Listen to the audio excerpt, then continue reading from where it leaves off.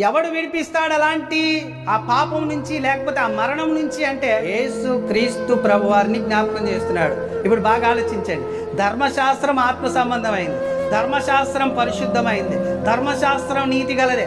కానీ వీళ్ళలో నీతి లేదు, వీళ్ళలో పరిశుద్ధత లేదు, వీళ్ళలో ఆత్మ లేదు.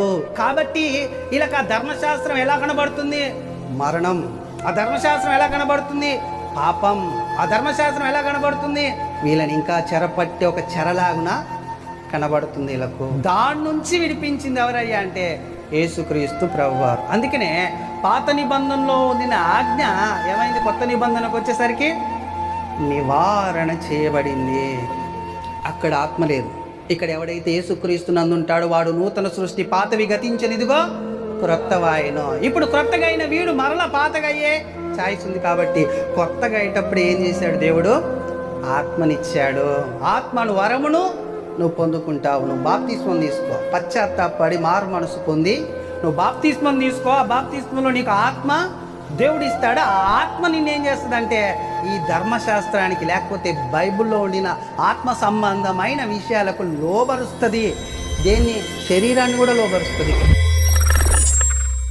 చిన్న ప్రార్థన చేసుకుందాం. స్తోత్రములు తండ్రి, మహాపరిశుద్ధుడైన మా పరలోకపు తండ్రి, నీ కుమారుడైన యేసుక్రీస్తు నామంలో పరిశుద్ధాత్మ సహాయం చేత నీ పిల్లలం నీ పాద సన్నిధికి సమీపించి ఉంటున్నాం దేవా. మరి నీ వాక్యం బలమైనది, శక్తి గలది. నీ కుమారుడు యొక్క పునరుద్ధాన దినంన దాన్ని మేము ధ్యానించుచుండగా నీ ఆత్మ సహాయం, నీ జ్ఞానం నైనా నీ కుమారుడనైనా నాకు దయచేసి నన్ను మరుగు చేసి మాతో మీరు మాట్లాడి నీ కుమారుడు అక్కడికి మమ్మల్ని సిద్ధపరిచి నడిపించి మాయం పొందమని. నీ వాక్యంలో ఆదరణ ఉంది, నీ వాక్యంలో నెమ్మది ఉంది, నీ వాక్యంలో సంతోషం ఉంది, నీ వాక్యంలో సమాధానం ఉంది తండ్రి. వాటన్నిటిని నీ పిల్లలు పొందుకొని నీ కుమారుడు అక్కడ సిద్ధపడడం సహాయం దయచేసి నడిపించి మాయం పొందమని మమ్మల్ని మేము తగ్గించుకుని నామాన్ని హెచ్చిస్తూ సమస్త విధములైన ఆటంకాలు, అడ్డులు, అంధకార సంబంధమైన క్రియలను లాయపరచండి. ముఖ్యంగా సిద్ధపరిచిన వాక్యోపదేశంను మీరు దీవించి ఆశీర్వదించి మీ నామనకు గొప్ప మాయమకరముగా, అనేకులకు దీవెనకరముగా దీన్ని మార్చమని, యూట్యూబ్లో చూస్తున్న ప్రతి బిడ్డకు ఆశీర్వాదకరముగా దీన్ని ఉంచి నడిపించి మాయం పొందమని ఈ కొన్ని మనవులు నీ పాద సన్నిధిలో నుంచి నీ ప్రియ కుమారుడు, ఈ లోకరక్షకుడు మా ప్రభు అయిన యేసుక్రీస్తు ప్రభు వారి పేరటి ప్రార్థన సమర్పించి అడిగి వేడుకొని పొందింటున్నాము తండ్రి. ఆమెన్. దేవాది దేవుడు, సర్వోన్నతుడు, సర్వాధికారి, సర్వశక్తిమంతుడైన దేవునికి మహిమ, ఘనత, ప్రభావాలు కలుగునుగాక. కూడుకున్న సహోదరి సహోదరులకు నా హృదయపూర్వక వందనాలు, శుభములు తెలియజేస్తూ ఉంటున్నాను. వాక్యంలోనికి వెళ్ళినట్లయితే ఈరోజు కూడా ఒక అంశాన్ని పెట్టుకొని పాఠాన్ని మనము ధ్యానించడానికి ప్రయత్నం చేద్దాం. ఒక అంశము లేకపోతే ఒక టైటిల్ని మనం ధ్యానం చేయడానికి ప్రయత్నం చేద్దాము. చాలా జాగ్రత్తగా ఆ వాక్యం మీద మనసు పెట్టి వినండి. ఎందుకంటే ఈ వాక్యమే మనల్ని, మన ఆత్మని రక్షించి పరలోకము తీసుకువెళ్తుంది. ఈ వాక్యం మనకు అర్థం కాలేదంటే, ఈ వాక్యం మనలో లేకుంటే మనము ఇతరులు, నిరీక్షణ లేని ఇతరుల వల్ల మనం కూడా ఉండవలసి వస్తుంది. చాలా ప్రాముఖ్యమైంది వాక్యము. యుగ యుగాలు, తరతరాలు మనల్ని నివసింపజేసే స్థలంలోనికి తీసుకువెళ్ళేది వాక్యం అని గ్రహించి దీన్ని వినటానికి, దీని మీద మనసు పెట్టి నడవడానికి, లేకపోతే వినడానికి ప్రయత్నం చేయండి. నేను వచనం చూస్తున్నప్పుడు, వచనాన్ని చదువుతున్నప్పుడు మీరు బైబిల్ చూడండి, దాన్ని వివరిస్తున్నప్పుడు నా వైపు చూడండి. అలాగైతే మీకు చాలా చక్కగా అర్థమవుతుంది. వేరేకాయ మీ మనసు పెట్టకండి. అసలే కొద్ది నిమిషాలు మనం వాక్యము ధ్యానం చేద్దాం. అయితే దేవుని ఆజ్ఞ ఎలాంటిది అనేనా అని రాసుకోండి. దేవుని ఆజ్ఞ ఎలాంటిది అనేదైనా రాసుకోండి. ఏది నిజమైన ఆజ్ఞ అంటే మనకు ఒక ఆలోచన వస్తుంది. ఏమనంటే, అబద్ధమైన ఆజ్ఞ ఉందా బైబిల్లో అని. లేదా అబద్ధమైన ఆజ్ఞ ఉందా బైబిల్లో అంటే, అబద్ధమైన ఆజ్ఞ ఏమీ లేదు బైబిల్లో. కానీ ఆజ్ఞనే, ఇవ్వని ఆజ్ఞని ఆజ్ఞగా చేస్తే అది అబద్ధంగా కనబడుతుంది కదండి. దేవుడు ఏదైతే ఆజ్ఞాపించడో అది ఆజ్ఞగా భావించి చేస్తున్నప్పుడు దేవుడికి వచ్చిన ఆలోచన ఏంటంటే, నేను ఆజ్ఞాపించని క్రియలు మీరు చేస్తున్నారు అని హెచ్చరించాడు, గద్దించాడు బైబిల్లో ఇజ్రాయెల్ ప్రజల్ని. కాబట్టి అబద్ధమైన ఆజ్ఞని వాళ్ళు తయారు చేసుకున్నారు. దేవుడిది అబద్ధమైన ఆజ్ఞ కాదు, నిజమైన ఆజ్ఞ. నిజమైన ఆజ్ఞే కాదు, అది అగ్ని వంటి ఆజ్ఞ. అగ్ని వంటి ఆజ్ఞే కాదు, అది ప్రేమపూర్వకమైన ఆజ్ఞ. ప్రేమపూర్వకమైన ఆజ్ఞే కాదు, అది వాక్యమే ఆజ్ఞ అయి ఉన్నది అని ఉంటుంది. వాక్యమే ఆజ్ఞ. అంత గొప్పది ఆజ్ఞ కదా. ఆజ్ఞ అంటే ఇంగ్లీష్లో ఆర్డర్, ద గాడ్ ఆర్డర్, దేవుని యొక్క ఆజ్ఞ అనేది మనం ఆలోచన చేద్దాం. అయితే పాత నిబంధనలో ఉండిన ఆజ్ఞ, కొత్త నిబంధనలో ఉండిన ఆజ్ఞ ఒక్కటేనా చెప్పండి? పాత నిబంధనలో ఉండిన ఆజ్ఞ, కొత్త నిబంధనలో ఉండిన ఆజ్ఞ ఒక్క రకందేనా? అయితే పాత నిబంధనలో ఉండిన ఆజ్ఞ ఎలాంటిదో రోమపత్రిక 7వ అధ్యాయము 12వ వచనం చూడండి. రోమపత్రిక 7వ అధ్యాయం 12. కాబట్టి ధర్మశాస్త్రము పరిశుద్ధమైనది, ఆజ్ఞ కూడా పరిశుద్ధమైనదియు నీతి గలదియు ఉత్తమమైనదియునై ఉన్నది. అంతేకాదు 14లో ధర్మశాస్త్రము ఆత్మ సంబంధమైనదని ఎరుగుదుము అని దేవుని వాక్యము సెలవిస్తుంది కదండి. ధర్మశాస్త్రంలో ఉండిన ఆజ్ఞ ఎలాంటిది? ఆత్మ సంబంధమైంది, అంతేకాకుండా అది పరిశుద్ధమైంది, నీతి గలది అని దేవుని వాక్యము సెలవిస్తుంది. ఇప్పుడు మనకు అర్థం కావాల్సింది ఏంటంటే, మరి కొత్త నిబంధనలోనికి వచ్చేసరికి క్రొత్త ఆజ్ఞ ఇస్తున్నాను, క్రొత్త ఆజ్ఞ రాస్తున్నాను, మీకు క్రొత్త ఆజ్ఞ ఇస్తున్నాను అని ఎందుకు చెప్పారు యేసుక్రీస్తు ప్రభువారు? కానీ అంతేకాకుండా యోహాను భక్తుడు, యోహాను పత్రిక రాస్తూ, యోహాను సువార్త రాస్తూ, యోహాను 2వ పత్రికలో కూడా క్రొత్త ఆజ్ఞ ఇచ్చుచున్నాను అని అన్నది మనం చూద్దాం. 1వ యోహాను పత్రిక 2వ అధ్యాయం 7 వచనం చూడండి. 1వ యోహాను పత్రిక 2వ అధ్యాయం 7వ వచనం. ప్రియులారా, మొదట నుండి మీకున్న పూర్వ ఆజ్ఞనే కానీ క్రొత్త ఆజ్ఞను మీకు రాయటలేదు. ఈ పూర్వపు ఆజ్ఞ మీరు వినిన వాక్యమే, మరియు క్రొత్త ఆజ్ఞను మీకు రాయిచున్నాను అంటున్నాడు. క్రొత్త ఆజ్ఞను మీకు రాయిచున్నాడు అంటున్నాడు. అన్నాడా లేదండి? అంటే ఇప్పుడు యోహాన్ గారు అన్నా కానీ ఎవరు ఈ ఆజ్ఞని ఇస్తుంది అంటే పరిశుద్ధాత్ముడు దీన్ని క్రొత్త ఆజ్ఞగా మరలా నేను చెబుతున్నా అంటున్నాడు. అదే యోహాను సువార్త 13వ అధ్యాయం 34వ వచనం చూడండి. మీరు ఒకరు ప్రేమింపవలెనని మీకు ఏ ఆజ్ఞ ఇచ్చుచున్నాను? క్రొత్త ఆజ్ఞని ఇచ్చుచున్నాను. అంటే ఇంతకుముందుది పాతదా? ఇంతకుముందుది పాతదా అని మనకు ఆలోచన వస్తుందా? రావట్లేదు. నిన్ను వల్ల నీ పొరుగువాడిని ప్రేమించు అనేదే ఆజ్ఞ. ఆ ఆజ్ఞని ఏమంటున్నారంటే భక్తులు, ఇది క్రొత్తగా మరలా ఇస్తున్నాను. పాతది ఏమైంది? పాతది పరిశుద్ధమైంది కాదా? పాతది నీతి గలది కాదా? పాతది ఆత్మ సంబంధమైంది కాదా? అంటే ఆత్మ సంబంధం అయిందే, అంటే దేవుడు ఆత్మ కనుక దేవుడిచ్చిందే అది. కానీ మరలా కొత్తది ఎందుకు ఇవ్వాల్సి వచ్చింది అనే మనం ఆలోచన చేసినట్లయితే మనకు ఒకటి అర్థమైంది. ఏంటంటే ఆజ్ఞ పరిశుద్ధమైంది, ఆజ్ఞ పవిత్రమైంది, ఆజ్ఞ ఆత్మ సంబంధమైందే. కానీ వాటిని అనుసరిస్తున్న మనుషులు శరీరులు కాబట్టి ఈ శరీరంలో ఉండిన బలము ఆ ఆజ్ఞని నెరవేర్చడానికి సరిపోలే. కాబట్టి ఆ ఆజ్ఞ ఏమైంది అంటే నిష్ప్రయోజనమైంది అయింది, బలహీనమైంది అయింది. ఇది నేను చెప్పటం లేదు, బైబిల్నే ఉంది. చూడండి, హెబ్రీ పత్రిక 7వ అధ్యాయము 18-19 వచనాలు చూడండి.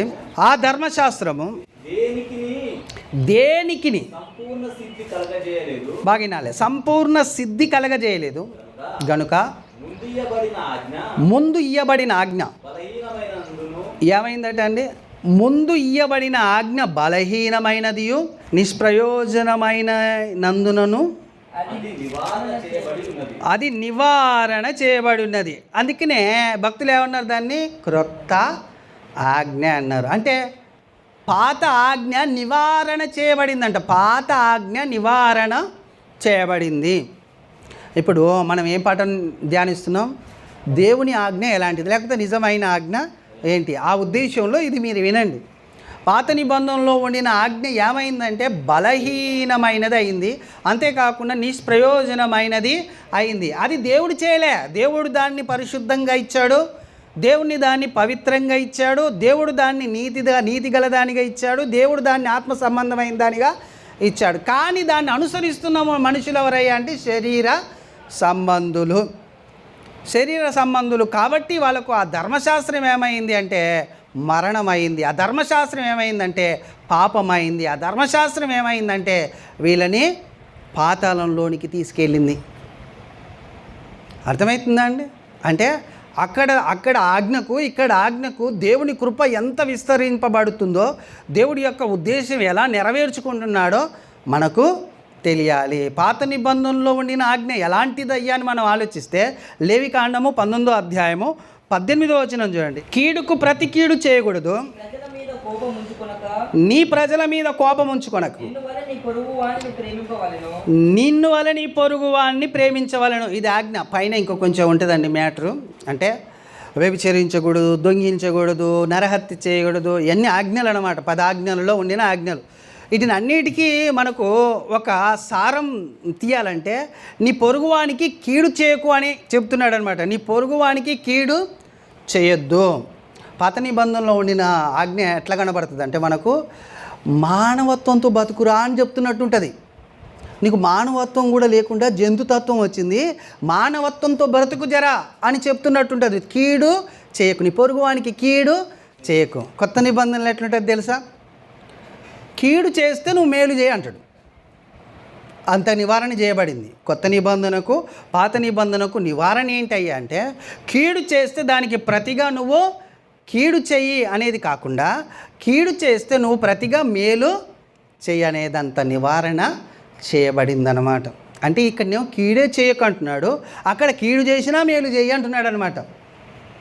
ఇక్కడ మరి కీడు చేస్తే కీడుకు కీడు చేయొచ్చు, పంటికి పన్ను కంటికి కన్ను ధర్మశాస్త్రం చెప్తుంది. తప్పు చేస్తే తాట తీయమని చెప్తుంది అన్నమాట ధర్మశాస్త్రం. కానీ కొత్త నిబంధనకు వచ్చేసరికి నివారణ చేయబడి, అందుకనే క్రొత్త ఆజ్ఞ ఇచ్చుచున్నాను అని చెప్పాడు. పూర్వముండిన ఆజ్ఞనే కానీ దాన్ని కొత్తగా నివారణ చేశాడు. అది పాత నిబంధన, ఇది క్రొత్త నిబంధన. అర్థమవుతుందా అండి? అయితే అక్కడ ఆత్మ సంబంధమైందే కానీ మనుషులలో ఏం లేదు, దేవుని ఆత్మ లేదు. కాబట్టి నడవలేకపోయారు. నడవలేక ఏం చేశారు వీళ్ళు? నడవలేక అని అంటే నడవలేక ఎందుకు పోయారు అనడానికి మీకు ఒక 2 వచనాలని చదివి నేను సబ్జెక్టులోనికి వెళ్తాను. 7వ అధ్యాయం, రోమపత్రిక 7వ అధ్యాయంలోనికి రండి. 14 నుంచి కొన్ని వచనాలు చూడండి. ధర్మశాస్త్రం ఆత్మ సంబంధమైందని ఎరుగుదుము, అయితే నేను పాపమునకు అమ్మబడి శరీర సంబంధినై ఉన్నాను. ఏలయనగా నేను చేయునది నేనెరుగను, నేను చేయు నిశ్చయించినది చేయక ద్వేషించినదియే చేయుచున్నాను. అంటే ధర్మశాస్త్రంలో ఆజ్ఞ ఉంది, ఆజ్ఞ ఉన్నా కానీ ఈయన చేయలేకపోతున్నాడు. దాన్ని ఏదైతే నేను చేయకూడదో అదే చేస్తున్నాను, ఏదైతే నేను చేయాలనో అది చేయలేకపోతున్నాను అని చెప్పుకుంటున్నాడు అనమాట. అంటే కిందికి పోయేసరికి ఏ ఆన్సర్ వస్తుందో అలాగనే చేయడానికి కారణం ఎందుకు చెప్తాడు ఆయన. అయితే 16వ వచనం, ఇచ్చయించినది నేను చేసిన ఎడల ధర్మశాస్త్రము శ్రేష్టమైనదైనట్టు ఒప్పుకొనుచున్నాను. అంతే కదండి. ఆ ధర్మశాస్త్రం ప్రకారం నేను ఏదైతే నిశ్చయించింది, ధర్మశాస్త్రం నిశ్చయించింది చేస్తే ఏమైతే నేను ఆ ధర్మశాస్త్రం కరెక్టే అని చెప్పగలుగుతాను. కానీ ఇక్కడ ఏం జరుగుతుంది? కావున ఇకను దాన్ని చేయునది నా యందు నివసించు పాపమే. అయితే పాపమే కానీ నేను కాదు, నా యందు అనగా నా శరీరమందు మంచిది ఏదియో నివసింపదని నేను ఎరుగుదును. మేలైనది చేయవలనని కోరిక నాకు కలుగుచున్నది కానీ దాన్ని చేయుట నాకు కలుగుట లేదు. నేను చేయగోరు మేలు చేయక చేయగోరు కీడును చేయుచున్న, నేను కోరని దానిని చేసిన ఎడల దానిని చేయనది నా యందు నివసించు పాపమే కానీ ఇకను నేను కాదు. కాబట్టి మేలు చేయగోరు నాకు కీడు చేయుట కలుగుచున్నదన్న ఒక నియమము నాకు కలుగుచున్నది. అంతరంగ పురుషుణ్ణి బట్టి ఆ దేవుని ధర్మశాస్త్రమునందు నేను ఆనందించుచున్నాను కానీ వేరొక నియమము నా అవయవములలో ఉన్నట్టు నాకు కనబడుచున్నది. అది నా మనస్సునందున్న ధర్మశాస్త్రంతో పోరాడుచు నా అవయవములలోనున్న పాప నియమమునకు నన్ను చెరపట్టి లోబరుచుచున్నది. అయ్యో నేనెంత దౌర్భాగ్యుడను అంటున్నాడు అనమాట. అర్థమవుతుందా మీకు? అంటే నా శరీరములో ఒక నియమం ఉంది. ఏంటి ఆ నియమం? పాపం. ఆ పాప నియమమునకు ధర్మశాస్త్రం ఆజ్ఞ ఉందే, నిన్ను వలని పొరుగువాని ప్రేమించవని, అది చేయనిస్తలేదు. చేయక ఇంకా కీడునే చేపిస్తుంది. అయితే ఇప్పుడు ధర్మశాస్త్రం ఏమనుకోవాలి, నేను అది పాపం అనుకోవాలనా, అది మంచిది కాదు అనుకోవాలనా? అది నన్ను మంచి చేయనిస్తలేదు కదా. ధర్మశాస్త్రం ఉంది అని అంటే ధర్మశాస్త్రం నన్ను మంచి చేసేటట్లు నడిపిస్తలేదు కదా, కాబట్టి అది పాపం అనుకుందునా అంటే కాదు. నాకు శక్తి సరిపోవట్లేదు అంటున్నాడు ఆయన. నా శరీరము మట్టిలో నుంచి తీయబడింది, ఇది శపించబడింది. ఆదాం తెలుసుగా, అవ్వ ఆదాం స్టోరీ తెలుసుగా. ఏది శపించబడ్డది? ఆదాం అవ్వ చేపట్టి భూమి శపించ, ఆ భూమి శపించబడితే ఆ భూమిలో నుంచి వచ్చిన వాడవే కానీ శరీరం. కాబట్టి ఈ శరీరం కూడా ఏమైంది? శపించబడింది. కాబట్టి దేవుని వాక్యము బాగినారు, దేవుని వాక్యాన్ని నిన్ను చేయకుండా ఇది దీనిలో ఉండిన బలహీనతను బట్టి అణిచివేస్తుంది. ధర్మశాస్త్రంతో ఈయన అంతరంగ పురుషుడు పోరాడుతున్నా కానీ ఈ శరీరం మాత్రం ఈయనని పట్టి చెరపట్టి లోబరుస్తుంది. అయ్యో నేను ఎంత దౌర్భాగ్యం, ఇప్పుడు నా పరిస్థితి ఏంది? అది చేయకపోతేనేమో నిత్య జీవం లేదు, ఇది చేస్తేనేమో నేను పాతాళానికి వెళ్ళిపోతా. ఇప్పుడు అందుకనే అయ్యో నేను ఎంత దౌర్భాగ్యుడను అని మొత్తుకుంటున్నాడు ఆయన. మొత్తుకుంటున్నప్పుడు ఒక ఆలోచన వచ్చింది. ఆయన అంటున్నాడు చూడండి అక్కడ, అట్టి మరణమునకు లోనగు శరీరము నుండి నన్ను ఎవడు విడిపించును? మన ప్రభు అయిన యేసుక్రీస్తు ద్వారా దేవునికి కృతజ్ఞతాస్తుతులు చెల్లించుచున్నాను అంటున్నాడు. అంటే ఎవడు విడిపిస్తాడు అలాంటి ఆ పాపం నుంచి, లేకపోతే ఆ మరణం నుంచి? అంటే యేసుక్రీస్తు ప్రభువారిని జ్ఞాపకం చేస్తున్నాడు. ఇప్పుడు బాగా ఆలోచించండి. ధర్మశాస్త్రం ఆత్మ సంబంధమైంది, ధర్మశాస్త్రం పరిశుద్ధమైంది, ధర్మశాస్త్రం నీతి గలదే. కానీ వీళ్ళలో నీతి లేదు, వీళ్ళలో పరిశుద్ధత లేదు, వీళ్ళలో ఆత్మ లేదు. కాబట్టి వీళ్ళకి ఆ ధర్మశాస్త్రం ఎలా కనబడుతుంది? మరణం. ఆ ధర్మశాస్త్రం ఎలా కనబడుతుంది? పాపం. ఆ ధర్మశాస్త్రం ఎలా కనబడుతుంది? వీళ్ళని ఇంకా చెరపట్టి ఒక చెరలాగున కనబడుతుంది వీళ్ళకు. దాని నుంచి విడిపించింది ఎవరయ్యా అంటే యేసుక్రీస్తు ప్రభువారు. అందుకనే పాత నిబంధనలో ఉండిన ఆజ్ఞ ఏమైంది? కొత్త నిబంధనకు వచ్చేసరికి నివారణ చేయబడింది. నివారణ చేయబడింది. ఎలా నివారణ చేయబడింది? అక్కడ ఆత్మ లేదు, ఇక్కడ ఎవడైతే యేసుక్రీస్తు నందు ఉంటాడో వాడు నూతన సృష్టి, పాతవి గతించనిదిగో క్రొత్తవాయను. ఇప్పుడు కొత్తగా అయిన వీడు మరలా పాతగా అయ్యే ఛాయిస్ ఉంది. కాబట్టి కొత్తగా అయ్యేటప్పుడు ఏం చేశాడు దేవుడు? ఆత్మనిచ్చాడు. ఆత్మను వరమును నువ్వు పొందుకుంటావు. నువ్వు బాప్తిస్మం తీసుకో, పశ్చాత్తాపడి మారు మనసు పొంది నువ్వు బాప్తిస్మం తీసుకో. ఆ బాప్తిస్మంలో నీకు ఆత్మ దేవుడు ఇస్తాడు. ఆ ఆత్మ నిన్నేం చేస్తుందంటే ఈ ధర్మశాస్త్రానికి, లేకపోతే బైబిల్లో ఉండిన ఆత్మ సంబంధమైన విషయాలకు లోబరుస్తుంది. దేన్ని? శరీరాన్ని కూడా లోబరుస్తుంది. ఇప్పుడు శరీరాన్ని కూడా ఏం చేస్తుంది? లోబరుస్తుంది. అంటే ఎలా? నల్లగొడుతుంది. శరీరాన్ని శిక్షించైనా కానీ, అందుకని ఆయన అన్నాడు కుమారుల్ని శిక్షిస్తాడు, ప్రేమించిన కుమారుల్ని శిక్షిస్తాడు. శిక్షించైనా నిన్ను లోబర్చి నిన్ను కరెక్ట్గా సరిగా చేస్తుంది. ఏంటిది?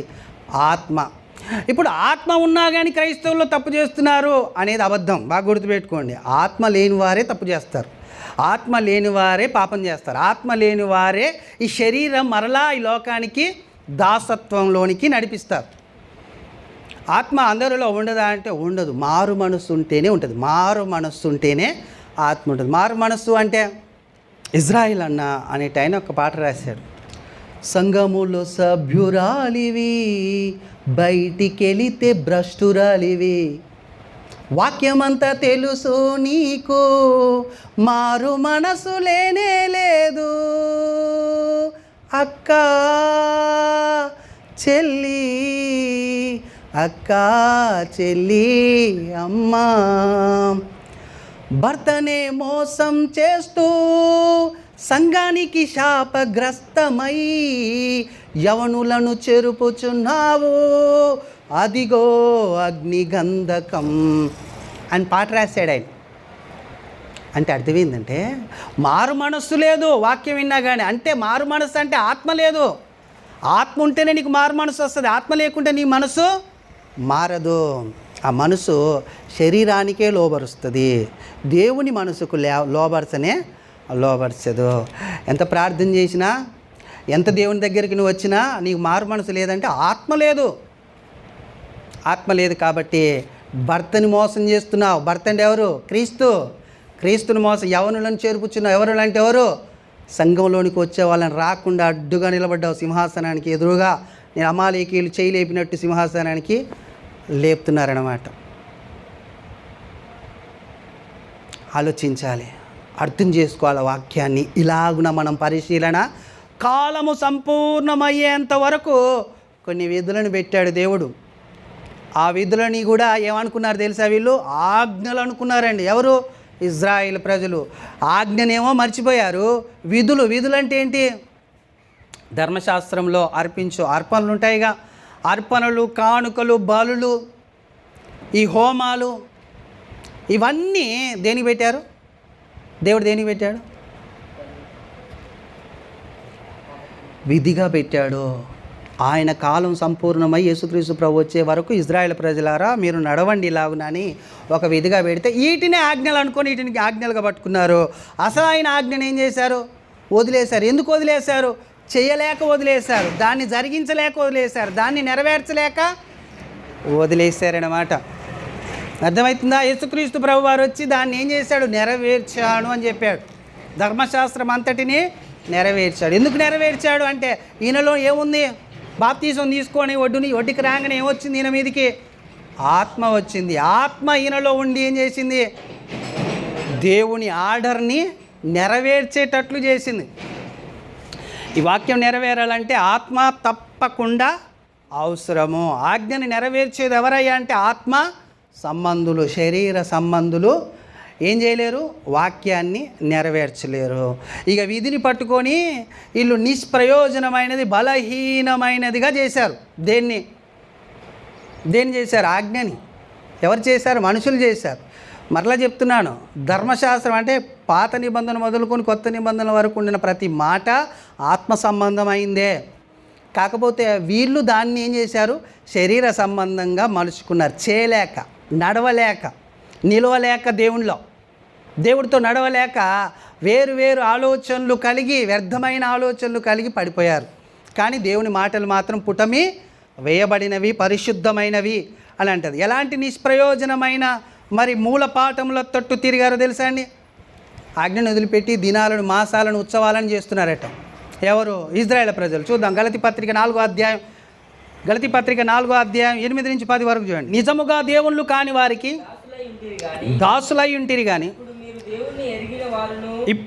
ఇప్పుడు మీరేం చేయవలసిన వారు? దేవుణ్ణి ఎరిగిన వారునై ఉండి మరీ విశేషముగా దేవుని చేత ఎరగబడిన వారై ఉన్నారు గనక బలహీనమైనవి, నిష్ప్రయోజనమైనవి. ఏంటంట? బలహీనమైనవి, నిష్ప్రయోజనం. యాడ చదివినట్టుంది ఇది? ఇందాక హెబ్రీ పత్రికలు చదివాం మనం. నిష్ప్రయోజనంగా, బలహీనంగా చేసేసారు కదా. ఆ ధర్మశాస్త్రం అంతా నిష్ప్రయోజనంగా, బలహీనంగా చేసేస్తారు. ఎలా చేశారంటే ఇక్కడ చెప్తున్నాడు, నిష్ప్రయోజనమైందిగా, బలహీనమైందిగా. నిష్ప్రయోజనమైనవి, ఇంకా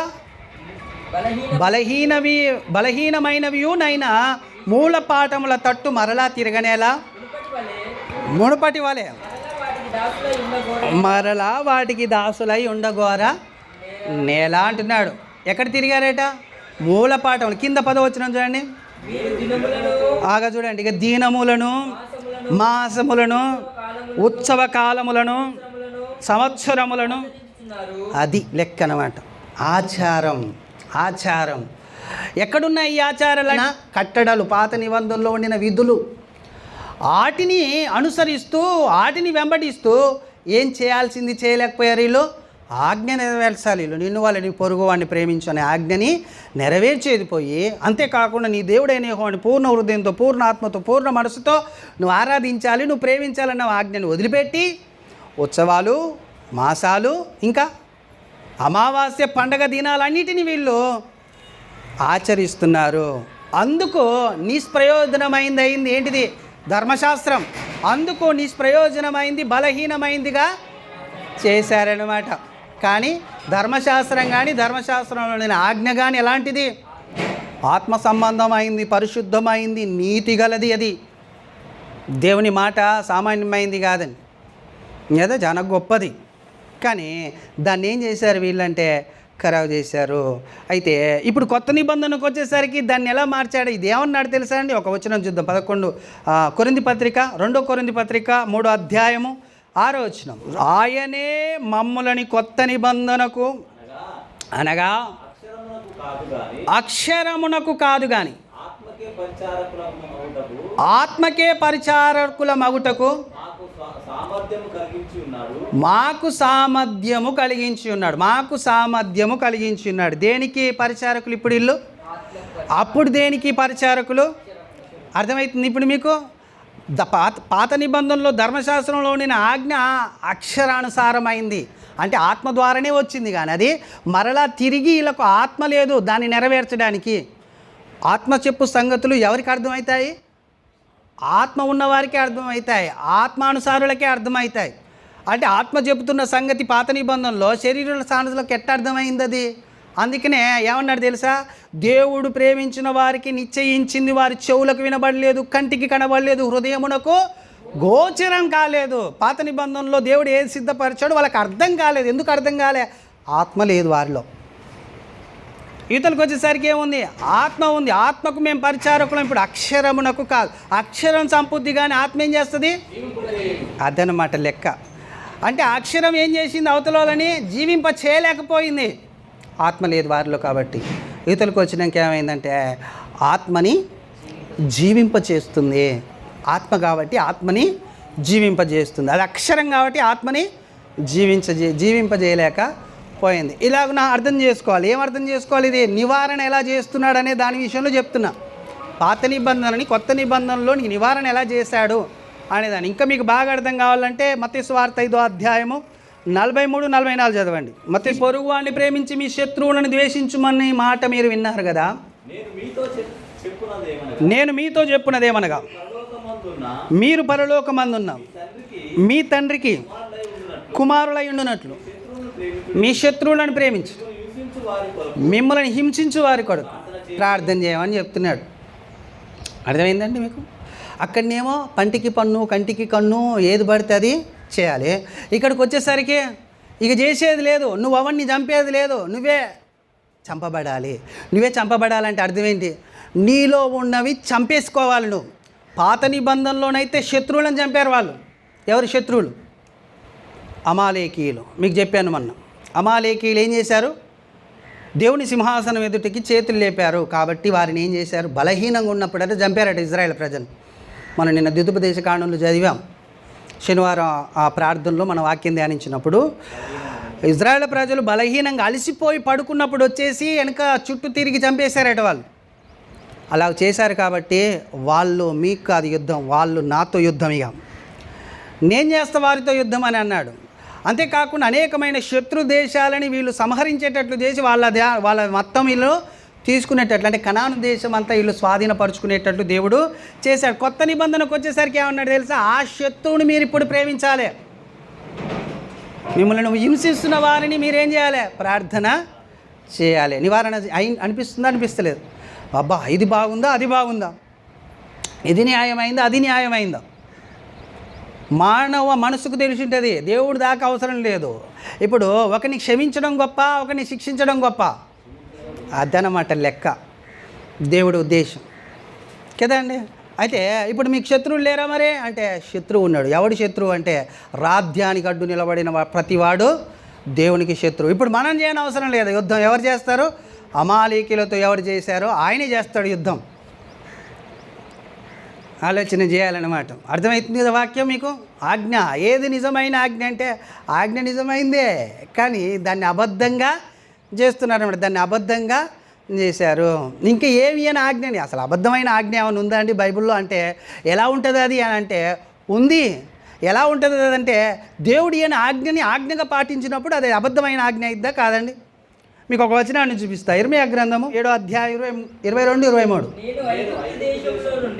నేను ఐగుప్తు దేశంలో నుండి మీ పితరులను రప్పించిన దినమున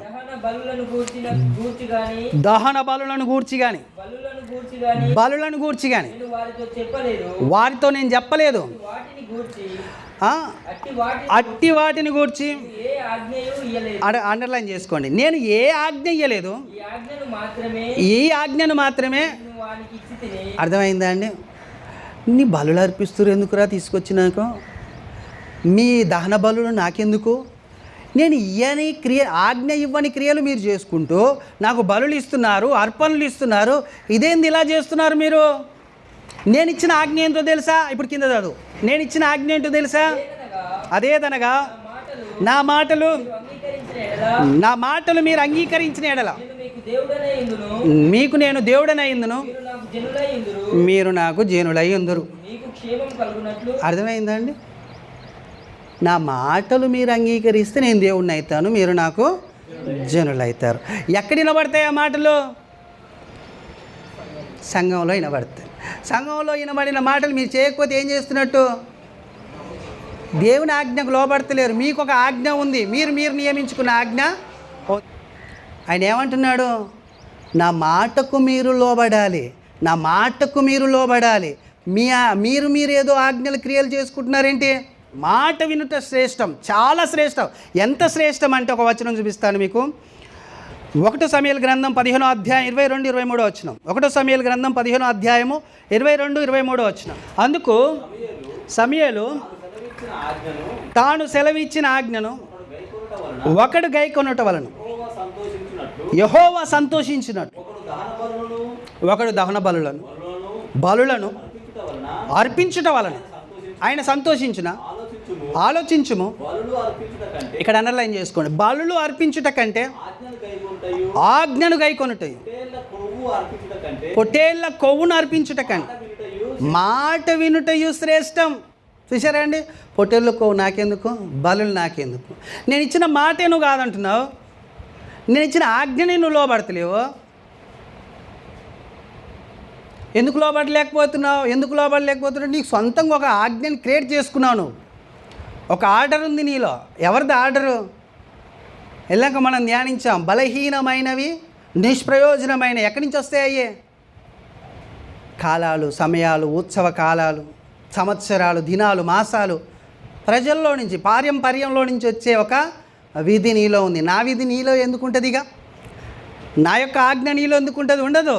అది ఉన్న కాడ ఇది ఉండదు, ఇది ఉన్న కాడ అది. బాగా గుర్తుపెట్టుకోండి. దేవుని ఆజ్ఞ ఉన్న కాడ లోకానికి సమయం ఇవ్వవు, లోకానికి నీకు ఛాయిస్ ఉండదు, లోకం నీలో ఉండనే ఉండదు. ఒకవేళ లోకం ఉంటే దేవుని ఆజ్ఞ ఉండదు. అక్కడ విరివిగా మాట్లాడేస్తావు దేవుని గురించి, సులకనగా మాట్లాడేస్తావు దేవుని గురించి. అర్థమవుతుందండి? బలహీనులని గురించి దేవుడు ఆజ్ఞలు ఇచ్చారు. బాగా గుర్తుపెట్టుకోండి. ఇంకొక బలహీనుని నువ్వు బలపరచాలి కానీ బలహీనపరచొద్దు. సరళంగా ఉండదు దేవుని మార్గం. గుంటలు అయ్యి వస్తాయి, పడుకుంటూ లేసుకుంటూనే పోవాలి. దేవుడు సమయం ఉంటుంది, తప్పకుండా లెక్క ఉంటుంది. ఏం విత్తుతావు అదే కోస్తావని బైబిల్లో చెప్పింది. ఆ మాటలేని ధైర్యం రావాలి మనకు. నీ మాటలే నన్ను బ్రతికించుచున్నవి, బాధలు అవి నాకు నెమ్మదినిచ్చుచున్నవి అన్నాడు. అలాంటి మాటకు లోబడలేదు ఎవరు? సౌలు గారు. ఏమన్నాడు లోబడక? నీ ప్రజలు వాటిని తీసుకొచ్చారు నీ దేవునికే బలివ్వటానికి, నన్నేం చేయమంటున్నావు అన్నారు. వాళ్ళు తెచ్చారా? నాయకుడు వాడురా?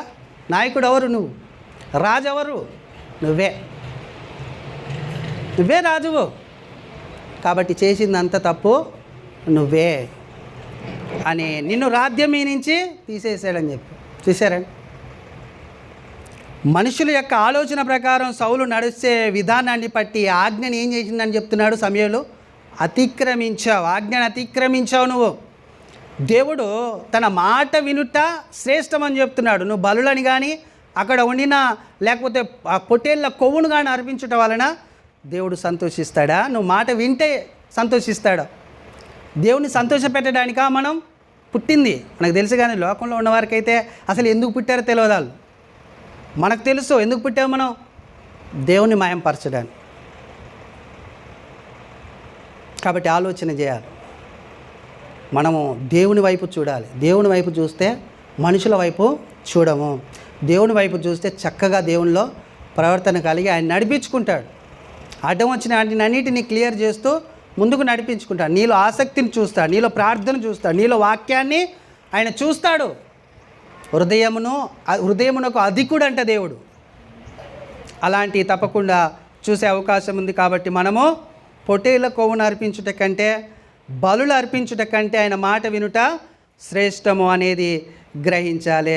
ఇక్కడ మీరు ఒకటి ఆలోచిస్తే, దేవుని ఆజ్ఞనే కాదు, దేవుని ఆజ్ఞ వినకపోవడమే కాకుండా వీళ్ళు సొంత ఆజ్ఞని కలగజేసుకున్నారు. ఏది అబద్ధమైన ఆజ్ఞ అంటే సొంత ఆజ్ఞ. సొంత ఆజ్ఞ ఎలాంటిది ఒకసారి మనం చూద్దాం. ఇర్మీయా గ్రంథం 7వ అధ్యాయం 31 వచనం చూడండి. నేను ఆజ్ఞాపించని క్రియను, నాకు తోచని క్రియను వారు చేసి ఉన్నారు. అగ్నిలో తమ కుమారులను తమ కుమార్తెలను దహించుటకు బెన్ హిన్నోము లోయలోనున్న తోపేతునందు బలిపీఠములు కట్టుకున్నారట. ఏం చేస్తానికి? బలులు ఇస్తానికి. ఇది ఎవరి ఆజ్ఞట? నేను ఇయ్యని ఆజ్ఞని వారు చేసుకుంటున్నారు. నేను ఇయ్యలేదు, నాకు తోచలేదు అంటున్నాడు. ఇంక ఇయ్యడం కాదు, నాకు తోచలేదు అసలు వీళ్ళు ఇలా చేస్తారని. మేలేకు దేవతని ఏం చేశారు? వీళ్ళు ఏం చేశారు? బలులు ఇచ్చారండి. మొక్కుడు కాదు, పిల్లల్ని తీసుకుపోయి ఆ మేలేకు దేవతకు బలులు ఇచ్చారట. బలులు ఇస్తే ఏమైంది? వీళ్ళ ఆజ్ఞ కాదు కదా, దేవుని ఆజ్ఞ అనేది. నాకు ఆజ్ఞని కాకుండా మీరు ఏం చేస్తున్నారు? కింది చదవండి, ఏమంటాడు ఇక కొంచెం కిందికి. కాలం సమీపించుచున్నది, అప్పుడు అది తోపేతు అని అయినను, బెన్ హిన్నోము లోయ అని అయినను అనబడక వధ లోయ అనబడును. ఎందుకు అనబడుతుంది వధలోయ? దేవుని ఆజ్ఞను అతిక్రమించి ఆయన చెప్పని ఆజ్ఞని వేరే ఆజ్ఞని పెట్టుకొని మీరు పోయి ఆ పని చేస్తున్నారు. కాబట్టి ఆ లోయని ఏం చేస్తాడట? వధలోయగా చేస్తాడు. దేవుడు సామాన్యుడు కాదండి. మనం ఏదో నమ్మడం కొరకు, మనం ఏదో విశ్వాసం కోల్పోతున్నామని కూడా అలా ఉంది. ఆయన సమయం వస్తుంది ఒకటి, ఆ సమయం వచ్చిందాక కనిపెట్టాలి. అదే నిరీక్షణ, అదే ఎదురు చూసుడు, అదే ప్రాణం ఆశ. నా ప్రాణం ఏం కొంటుంది? తృష్ణ కొనుతుంది తండ్రి అని ఆయన పాదాల కాడ దావీదు పడి ఏడ్చాడట. నా ప్రాణం తృష్ణ కొనుతున్నది నీ కొరకు, ఇంకా ఎప్పుడు వస్తావు నువ్వు అని. ఎందుకో సౌలు తరుముతున్నాడు, దేవుని ఉద్దేశాన్ని తరుముతున్నాడు, దేవుని చిత్తాన్ని తరుముతున్నాడు. దావీదు రాజు అవ్వాలి, అది దేవుడికి తెలుసు, దావీదుకు తెలుసు. కానీ సౌలు దురాత్మ ఆయనలో ఉండి అదొకసారి వెరిపిస్తుందట, ఒకసారేమో ప్రవచించేటట్లు చేస్తుందట. దురాత్మ ఉన్న మనుషులను ఇకనే గుర్తుపట్టొచ్చాను. కాబట్టి వాళ్ళని వదిలేసేయాలి మనం. ఒక్కోసారి ఏం చేస్తారంటే భయం భయం భయం దేవుడు అనుకుంటూ వస్తారు. ఒక్కోసారి అసలు లక్ష్య పెట్టరు దేవుని. అది సౌల్లో కనబడుతుంది మనకు ఖచ్చితంగా. వాళ్ళతోనే ఏందండి మనకు ఎంత బాగా అంతలా బలహీనమైన మాట ఎప్పుడు అనొద్దు. సంఘం చాలా గొప్పది, రాజ్యం, దేవుడు రాజ్యం చాలా బలమైన రాజ్యం అది. కాబట్టి అది వధలోయగా నేను చేయబోతున్నాను. కాలం సమీపము ఇంచి ఉన్నది, వధలోయగా నేను దాన్ని చేయబోతున్నాను అని చెప్తున్నాడు. అంతేనండి, బాగా గుర్తుపెట్టుకోండి. సాతాను ప్రయత్నమేమో వీళ్ళతో పాపం చేయించాలని. దేవుడు ఎప్పుడు ఒక మనిషిని ద్వేషిస్తాడంటే, బాగా గుర్తుపెట్టుకోండి, వినండి. ఎప్పుడు ఒక మనిషిని ద్వేషిస్తాడంటే పరిశుద్ధుడు కాకుంటుంటే, రెండు తలంపుల ఆలోచనలు వస్తాయి, ద్విమనస్కుడైనప్పుడు, వేషధారణ స్థితి ఉన్నప్పుడు దేవునికి కోపం వస్తుంది వాడి మీదకి. అది రప్పించడానికి ఏడేం చేస్తుంటాడు సాతానుగాడు? వీళ్ళని అదే పని చేపిస్తుంటాడు. అంటే కాలు జారేటట్లు, చెయ్యి జారేటట్లు, నోరు జారేటట్లు చేస్తుంటాడు అనమాట. అపవాది క్రియల్ని, అపవాది తంత్రములను మనం ఎరగని వారము కాము అని దేవుని వాక్యం సెలవిస్తుంది. మనకు తెలియాలి. వాళ్ళని చూడండి. ఇప్పుడు ఎవరు ఇజ్రాయేల్ ప్రజలు ఎవరంటే దేవుని పిల్లలు. ఎవరిని వదలోయగా చేస్తా అంటున్నాడు. అక్కడికి ఎవడైతే పోతున్నాడో వాళ్ళని అందరినీ వధిస్తా, నేను వదలోయగా చేస్తా అంటున్నాడు. ఇది చేసింది ఎవడంటే అసలు పక్కన ఉన్నాడు ఇంకొకడు, అపవాది వాడు. ఇలాంటి ప్రేరేపించి, అంతే కదండి. మెలేకు దేవత ఇలాదా అండి? ఇలా దేవుడు యెహోవాయే, మెలేకు దేవతకు బలులు ఇస్తున్నారేంటి మరి? ఆలోచించి చూడండి. అటు చేశాడు అలాగే నీళ్ళని. వాడు ఎక్కడ దెబ్బ కొడతాడంటే దేవుడు నీకు కోపం వచ్చేటట్టు కొడతాడు దెబ్బ. ఇక ఆయన కోపం వచ్చిందంటే ఎవడు ఏం చేయలేడు. ఈయన కోపం వచ్చినా వీడు సాతానుగాడు ఏం చేయలేడు.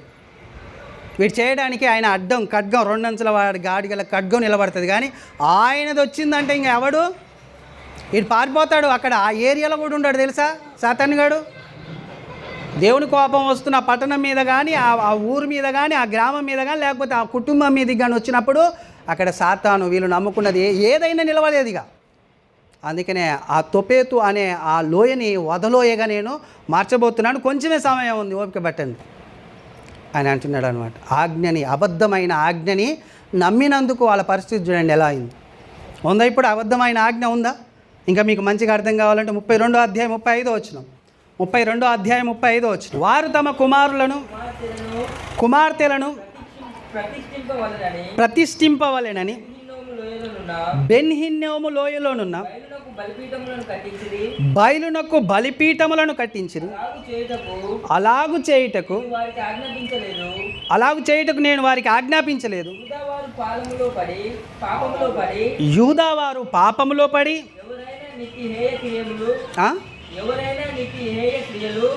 ఎవరు చేయని హేయమైన క్రియలు చేయుదురన్న మాట చూసారండి. నాకు ఎన్నడూ తోచలే వీళ్ళు నేను చేయని ఆజ్ఞలని, నేను పెట్టని ఆజ్ఞలని వీళ్ళు ఆజ్ఞగా చేసుకొని క్రియలుగా చేసుకొని దాన్ని నడుస్తారని నాకు ఎన్నడూ తొయ్యలేదు అని అంటున్నాడు. మత్తయి సువార్త 12వ అధ్యాయం దేవుడు ఏం చెప్పాడో చూడండి. యేసుక్రీస్తు ప్రభు వారు వచ్చేసి ఏం చెప్పాడో చూడండి. మత్తయి సువార్త 12వ అధ్యాయము 7వ వచనం. మత్తయి సువార్త 12వ అధ్యాయం 7వ వచనం. మరియు కనికరమునే కోరుచున్నాను కానీ బలిని నేను కోరను అని వాక్య భాగము మీకు తెలిసి ఉన్నట్టే నిర్దోషులను దోషులను తీర్పు తీర్చకపోదురు. అర్థమవుతుందా అండి? ఎవరైతే కనికరాన్ని ప్రేమిస్తారో, ఈ బలులు ఎందుకండి, నేను కనికరం కోరుతున్నాను కానీ బలిని నేను కోరటం లేదు. మీరు ఈ బలులే కాకుండా మీ పిల్లల్ని కూడా బలులు ఇస్తున్నారు. కాబట్టి అసలు మీకు వాక్యం అర్థం కాలేదు. వాక్యం మీకు అర్థమై ఉంటే వీళ్ళనేమో ఇబ్బంది పెట్టి దేవుడి కాడికి బలులు తీసుకొచ్చి ఇచ్చేవాళ్ళు మీరు కానే కారు అని చెప్తున్నాడు అనమాట. అర్థమవుతుందా? వాక్యం అర్థమైతేనే మనం దేవుని ఉద్దేశం అర్థమైద్ది. మనకు వాక్యం అర్థం కాకుండా దేవుని ఉద్దేశం మనకు అర్థం కాదు. ఈ విషయం బాగా గమనించాలి. అందుకే నేను రోజు వాక్యం చెప్పించేది. వాక్యం ఈడ ప్రతిరోజు ఎందుకు చెప్తున్నానంటే మనకు ఈ వాక్యం అర్థం కానీ దేవుడి ఉద్దేశం అర్థం. దేవుడి ఉద్దేశం అర్థం, ఆయన కోపం మన మీదకి వచ్చే అవకాశము ఉంటుంది. అర్థమవుతుందా? వాక్యం అర్థమవుతుందా? ఆజ్ఞ ఏంటంటే బలులు ఇవ్వడం కాదు. ఆజ్ఞ ఏంటంటే దేవుడికి ఏదో కాணிక ఇవ్వడం కాదు. ఆజ్ఞ ఏంటంటే దేవుడికి ఏదో పని చేయడం. నిన్ను వాళ్ళని పొరుగు అని ప్రేమించుట్లో కనబడాలి. అది నేను మొన్న చెప్పాను. దీనులకి వెదజల్లి ఏమయ్యాడటైనా ఆయన నీతట నిరంతరం నిలిచిందట. దీనులంటే ఎవరు? వెదజల్లేది ఎలా చెప్పాను మీకు. సువార్త చేయడం వలన దీనులంటే వాక్యం లేని వారికి వాక్యం చెప్పించడం ద్వారా మీకు ఏమవుతుంది? ఆశీర్వాదం, దీవెన వస్తుంది అనేటట్లు నేను చెప్పాను. అది అలా చేస్తే ఏమైందంటే నిన్ను వాళ్ళని పొరుగు వాడిని ప్రేమించు అనే ఆజ్ఞ నెరవేర్చాలి. అది ఎవరు చేస్తారు అనేది ఇంపార్టెంట్. అది ఎవరు చేస్తారు? ఆత్మ ఉన్న వాళ్ళే చేస్తారు, ఆత్మ లేని వారు చేయరు. మరి కనికరం ఎలా చూపించాలి? ఆజ్ఞ ఎలా నెరవేర్చాలి? ఇదొక్కటి చూసి ముగించుకున్నాం. కనికరం ఎలా చూపించాలి, ఆజ్ఞను ఎలా నెరవేర్చాలంటే యోహాను సువార్త 13:34 చదవండి. మీరు ఒకరిని ఒకరు ప్రేమించవలెనని మీకు కొత్త ఆజ్ఞ ఇచ్చుచున్నాను. నేను మిమ్ముని బాగా అండర్లైన్ చేసుకోండి. నేను మిమ్ములని ప్రేమించినట్టే మీరును ఒకరిని ఒకరు ప్రేమించవలెను. మీరు ఒకని ఎడల ఒకడు ప్రేమ గలవారై ఉండిన ఎడల దీన్ని బట్టి మీరు అంతే కదండి. కనికరం ఎలా చూపించాలంటే మనకు చూపించరాదు. ఆజ్ఞ ఎలా నెరవేర్చాలంటే మనకు నెరవేర్చరాదు. యేసుక్రీస్తును చూసే మనం నేర్చుకోవాలి. ఆయన వచ్చి ఏమంటున్నాడు? నేను ఎలాగునైతే ప్రేమించుతున్నానో అలాగునే మీరు ప్రేమించండి అన్నాడు. అంతే కదా? ప్రేమించినట్లే, నేను ప్రేమించినట్లే మీరు ఒకరిని ఒకరు. మరి ఆయన ఎలా ప్రేమించాడు? ఆయన గురించి పౌలు గారు చెప్తారు. ఎఫెసీ పత్రిక 5వ అధ్యాయము 2వ వచనం. ఆయన ఎలా ప్రేమించాడో చూడండి. ఎఫెసీ పత్రిక 5వ అధ్యాయం 2వ వచనం. క్రీస్తు మిమ్ములను ప్రేమించి పరిమళ వాసనగా ఉండుటకు మన కొరకు తన్ను తాను దేవునికి అర్పణముగాను, బాగా అండర్లైన్ చేసుకోండి, అర్పణగాను బలిగాను అప్పగించుకొనెను. అలాగునే అన్న కాడ అండర్లైన్ చేయండి. అలాగుననే మీరును ప్రేమ కలిగి నడుచుకొనుడి. ఎలాగుననే అర్పణగాను బలిగాను అర్పించుకున్నారట. అర్పణగాను బలిగాను అర్పించుకున్నారట. ఎవరు అర్పించుకున్నారు? యేసుక్రీస్తు ప్రభువారు. ఎలాగున ఆయన ప్రేమించినట్టే మనం ఎలా ప్రేమించాలి అంటే ఆయన అర్పించుకున్నాడు దేవునికి. బలిగాను సమర్పణ జీవితం కలిగి బ్రతికాడు. అలాగున మనల్ని బ్రతకమంటున్నాడు. అలా బ్రతికితే ఏమేం చేస్తాం తెలుసా అండి? కొన్ని విషయాలను మనం చూద్దాం. అలా బ్రతికితే మనం ఏం చేస్తామంటే ఆజ్ఞను ఎలా నెరవేరుస్తాము అని మనం ఆలోచన చేస్తే రోమపత్రిక 12వ అధ్యాయం 10వ వచనం చూడండి. సహోదరుల ప్రేమ విషయం ఒకని అందొకడు అనురాగము గల వారై ఘనత విషయంలో ఒకనినొకడు గొప్పగా ఎంచుకొనుడి. ఇంకదా సున్నతి ఉందండి. ఆసక్తి విషయంలో మంద్యులు కాక ఆత్మయందు తీవ్రత గలవారై ప్రభువును సేవించండి. నిజంగా నీకు ఏ ప్రేమ ఉంటే దేవునికి అర్పించుకుంటావు. చూడండి, ఇప్పుడు పరిమళ వాసనగా యేసుక్రీస్తు ప్రభువారు అర్పించుకున్నాడు. పరిమళ వాసన యేసుక్రీస్తు ప్రభువారు సమర్పించుకున్నాడు. బలిగా ఒక బలిగా సమర్పించుకున్నాడు అనే మాటని మనం ఎఫెసీ 5:2 చూసాం. బాగా గుర్తుపెట్టుకోండి, బాగినండి. అలాగున అర్పించుకుంటే మనము మన క్యారెక్టర్ ఎలా ఉంటుంది అని అంటే ఒకని యందు ఒకడు మనము ఘనపరుచుకుంటాం. నువ్వు గొప్పోడివి, నేను తక్కువ, నువ్వు గొప్పోడివి, నేను తక్కువ అనే ఆలోచనలు మనకు వస్తాయి కదండి. ఇవ్వాలండి, ఘనతని ఇవ్వాలి. సంఘంలో రాజ్యం ఇది. రాజ్యం కొరకు మాట్లాడుతున్నా, నేను దేవుని రాజ్యం కొరకు మాట్లాడుతున్నా.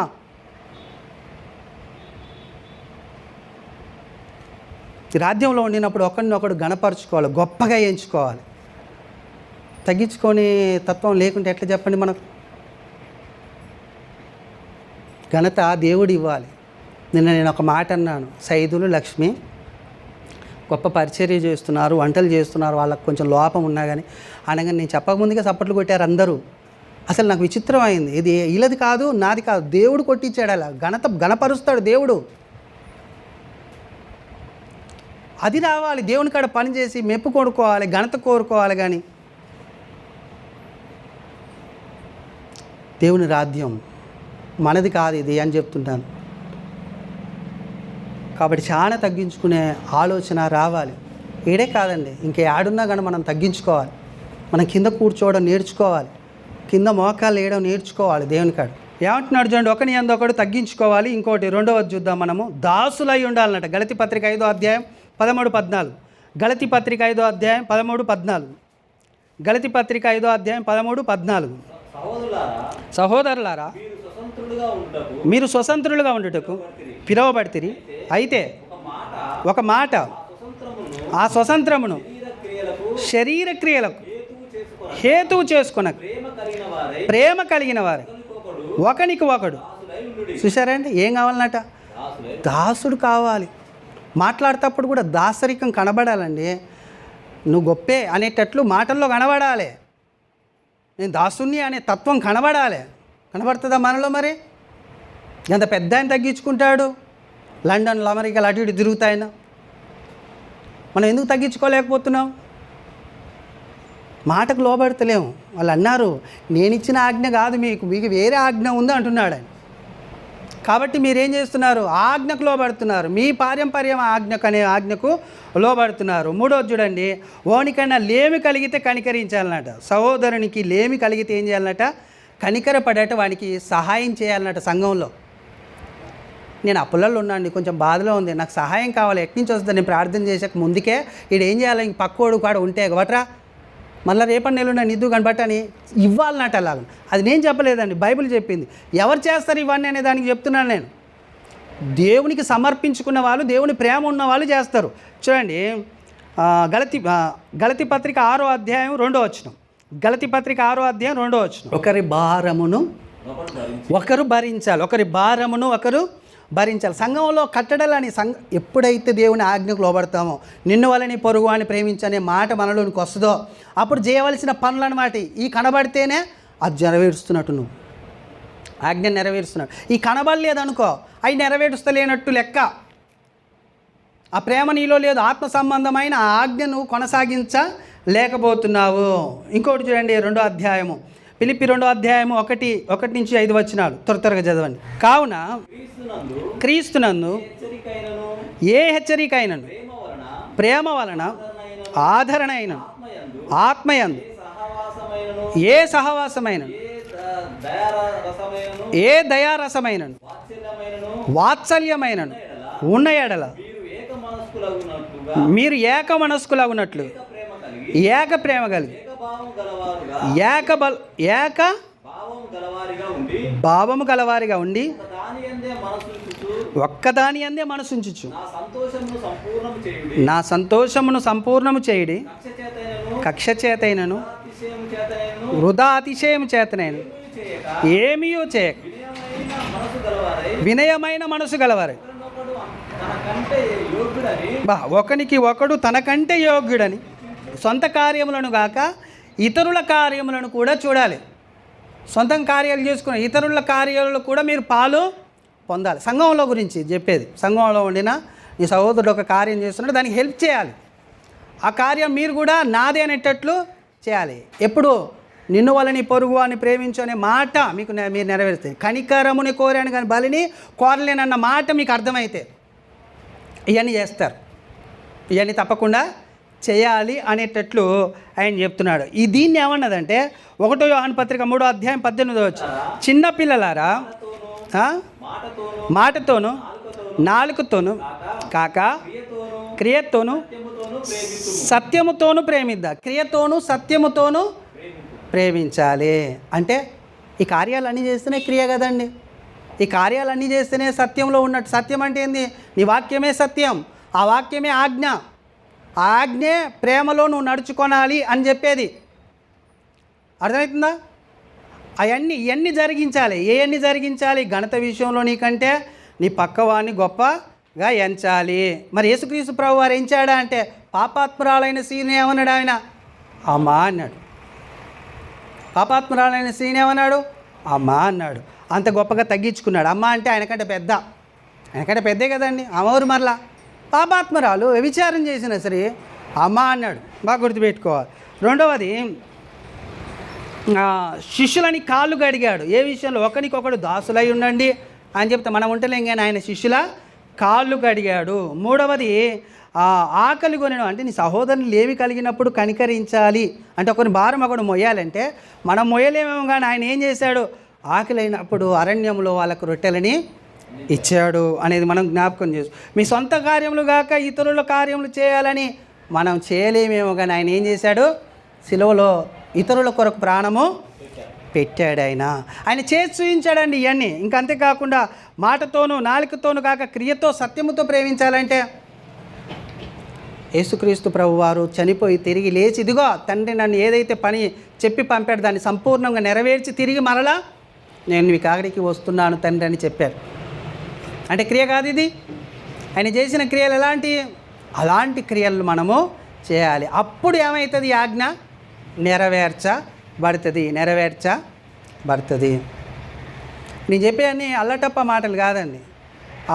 ఆహ్లాదకరంగా ఉంటుంది ఆ లోకం, సామాన్యమైన కాదు అని చెప్పాడు కదా. మరి ఆడికి వెళ్ళాలంటే ఇవన్నీ ఆజ్ఞలు, దేవుని యొక్క ఆజ్ఞ. నిన్ను వాళ్ళని పొరుగు అని ప్రేమించు అనే దాంట్లోనే ఇవన్నీ ఉంటాయి.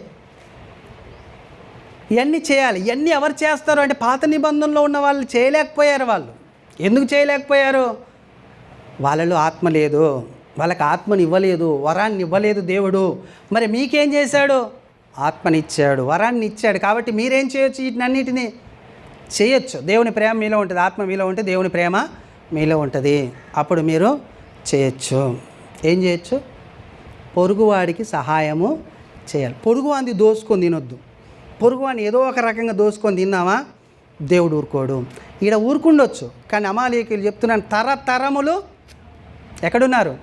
పాతాళంలో ఉన్నారు. ఇది చెప్పాలన్నమాట వాక్యం. మనం ఇంకొకరికి చెప్పాలి. అయ్యా పొరుగువాన్ని ఏమని తెలుసు? పరుల సొమ్ము పాము వంటిది అంటారు ఈ లోకంలో. పాము కరిస్తే బతకొచ్చు తెలుసా మీకు? పాము కరిస్తే ఏం చేయొచ్చు? బతకొచ్చు. కానీ పొరుగువాని సొమ్ము పాపం లాంటిది అంటాడు ఇది బైబిల్. పాపం ఏం చేస్తుంది తెలుసా? బతకనియదు, పాతాళంలో పడేస్తుంది తీసుకెళ్ళి. బైబిల్కు బయట ఉన్న సామెతకు అంత తేడా ఉంటుంది అనమాట. పాము కరిచినా ఏం కాదు, పాపం కాటేస్తే మాత్రము పాపం పరిపక్వమై ఏంటది? గర్భం దాలుస్తుందట. గర్భం దాల్చి మరణాన్ని కంటది. అది మరణం ఇక్కడిది కాదు, రెండవ మరణం పాతాళం. దాని విషయంలో మాట్లాడాడనమాట అక్కడ. కాబట్టి మనం ఆలోచన చేయాలి. ఏం ఆలోచన చేయాలి? ఆజ్ఞ ఎలాంటిది? నిజమైన ఆజ్ఞ ఏది అంటే ఇది నిజమైన ఆజ్ఞ. నిన్ను వల్ల నీ పొరుగువాడిని ప్రేమించు అనే ఒక్క మాటలోనే ధర్మశాస్త్రం అంతా నెరవేర్చబడుతుంది. కానీ నియమాలు ఉంటాయి దాంట్లో. కరుణించాలి, తగ్గించుకోవాలి, దాసుడుగా ఉండాలి కదా, సహాయం చేయాలి, ఇవన్నీ చేయాలి. ఇవన్నీ చేస్తేనే నిన్ను వల్ల నీ పొరుగు అని. ఎందుకు ఇవన్నీ చేయాలి అని అంటే ఒక్క వచనం చూసుకొని ముగించుకుందాను. అపోస్తుల కార్యం 17వ అధ్యాయము 30-31 వచనం. అపోస్తుల కార్యములు 17వ అధ్యాయం 30-31 వచనం. అపోస్తుల కార్యములు 17వ అధ్యాయం 30-31 వచనం చూడండి. ఆ అజ్ఞాన కాలములను దేవుడు చూచి చూడనట్టుగా ఉండెను. ఇప్పుడైతే అంతటను అందరును మారు మనస్సు పొందవలెనని మనుషులకు ఆజ్ఞాపించుచున్నాడు. ఏమని ఆజ్ఞాపించుచున్నాడు? అందరూ ఎక్కడ ఉన్నోళ్ళైనా కానీ అందరూ మారు మనసు పొందవలెనని మనుషులందరికీ ఆయన ఆజ్ఞాపించుచున్నాడు. అప్పుడంటే చూసి చూడనట్టు ఊరుకున్నాడు. ఎప్పుడు? పాత నిబంధనలు ఆజ్ఞ నెరవేర్చలేదుగా, చూసి చూడనట్టు ఊరుకున్నాడు. కానీ ఇప్పుడు ఊరుకోడు. ఎందుకు ఊరుకోడు అని అంటే, ఎందుకనగా తాను నియమించిన మనుషుని చేత నీతిని అనుసరించి భూలోకమునకు తీర్పు తీర్చబోయేడి యొక్క దినమును నిర్ణయించి ఉన్నాడు. మృతులలో నుండి ఆయనను లేపినందున దీని నమ్ముటకు అందరికీ ఆధారము కలగజేసి ఉన్నాడు. అర్థమవుతుందండి? యేసుక్రీస్తును లేపి ఇలాగున మీరు అందరు లేవాలనేది నా ఉద్దేశం, నా ఆలోచన, నా సంకల్పం. కాబట్టి ఇప్పుడు మీరు అందరూ ఏం చేయాలి? మారు మనసు పొందండి. లేకపోతే తీసుకువెళ్ళి ఆ తీర్పు దినం ముందు ఒకటి అందులో వేసేస్తాం మిమ్మల్ని అని చెప్తున్నాడు. మీకు భూలోకమునకు తీర్పు తీర్చబోయేటి ఒక దినం, భూలోకమునకు తీర్పు తీర్చబోయేటి ఒక దినము బైబిల్లో రాయించాడు. బాగా గుర్తుపెట్టుకోండి. దాని గురించి ఆజ్ఞాపిస్తున్నాడు, మీరు అందరూ మారు మనసు పొందమని. ఇదే ఆజ్ఞ, క్రొత్త ఆజ్ఞ. మీరందరూ మారు మనసు పొందండి. పాత ఆజ్ఞ మారు మనసు పొందమనిలే. కీడు చేయకు నీ పక్కోడికి అన్నాడు అంతే. నీ పక్కోనిది ఏది ఆశించకన్నాడు. నీ పక్కోని భార్యనైనను, ఎద్దునైనను, గాడిదనైనను ఇలా చెప్పాడు. ప్రతిదీ చెప్పాడు. ఏది ఆశించకు. కొత్త నిబంధనకు వచ్చేసరికి మారు మనసు పొందు. ఏ విషయంలో?